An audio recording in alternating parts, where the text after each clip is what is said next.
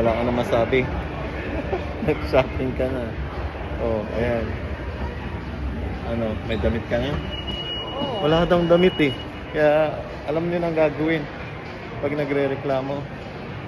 May reklamo ka pa? Wala. Ha? Oo. No. Hindi na puno yung bayong ah. Hindi na puno ngayon. 'Di ba? Nagrereklamo siya kanina wala daw masuot eh. Ano? Ang tagal-tagal, haba-haba ng pila ng bayaran.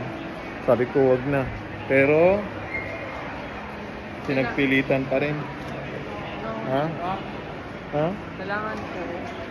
Salamat, taglamig na kasi. Sobrang lamig. Ano? Saan ka pa mamimili?